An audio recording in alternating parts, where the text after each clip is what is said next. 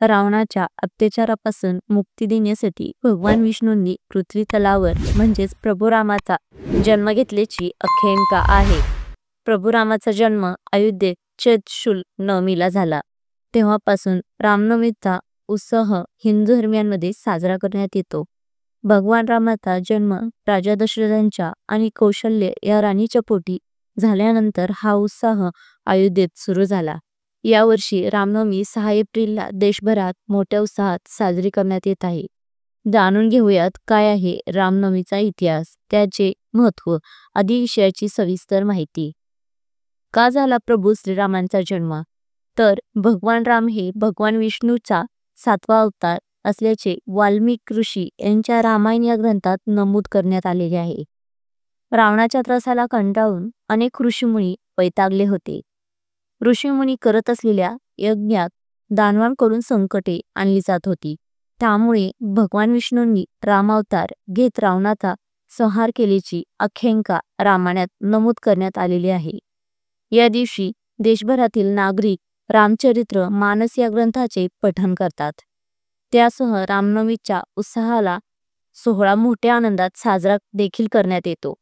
भगवान श्रीरामांचा जन्म या दिवशी झाल्याने नागरिक मोठ्या भक्तिभावाने श्रीरामांची मूर्ती पाण्यात ठेवून त्यांची पूजा देखील करतात। काय आहे यांचा म्हणजे श्रीरामांचा इतिहास? भगवान श्रीरामांनी रावणाचा वध करून हिंदू धर्मावर होणाऱ्या अन्यायाचा नाश केला। मात्र याबाबतची मोठी रंजक कथा रामायणात वर्णन करण्यात आलेली आहे। अयोध्येच्या राजा दशरथ यांना 3 राण्या असून त्यांना मुले नव्हती। त्यामुळे राजा दशरथ मोठे नैराश्यात होते। याबाबत वैशिष्ट ऋषींनी त्यांना पुत्रकामेष्टी यज्ञ करण्याची सूचना दिली।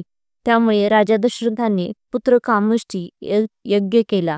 या यज्ञातून प्रगट झालेले दिव्य पुरुषाने राजा दशरथांना खीर दिली। ही खीर महर्षी ऋष्यशृंग यांनी राजा दशरथ यांना 3 राण्यांना ही खीर खाण्यासाठी दिली।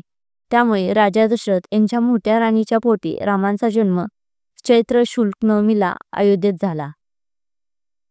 तर राणी कैकेयीला भरताचा आणि राणी सुमित्रा यांना लक्ष्मण व शत्रुघ्न या 2 जुळ्या मुलांचा जन्म दिल्याची आख्यायिका रामायणात नमूद करण्यात आलेली आहे। त्यामुळे दरवर्षी चैत्र शुक्ल नवमीला देशभरात रामायण मोठ्या उत्साहात साजरी करण्यात येत आहे। हिंदू धर्मीय नागरिक अशी करतात प्रभू रामाची पूजा। चैत्र शुक्ल नवमीला अयोध्येत प्रभू श्रीरामांचा जन्म झाल्याने हिंदू धर्मीय नागरिक या दिवशी अयोध्येत जातात। अयोध्येतील शरयू नदीत स्वच्छ अंघोळ करून नागरिक अर्ध वाहतात। प्रभू श्रीरामांचा जन्म मध्यरात्री झाल्याचे रामायण या वाल्मिकीने लिहिलेल्या ग्रंथात नमूद करण्यात आलेले आहे। त्यामुळे नागरिक अयोध्येत दुपारी प्रभू श्रीरामांची पूजा करून अर्ध्य वाहतात। प्रभू श्रीरामांना प्रदक्षिणा करतात।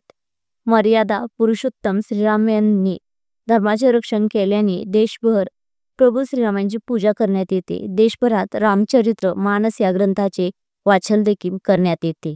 जय श्री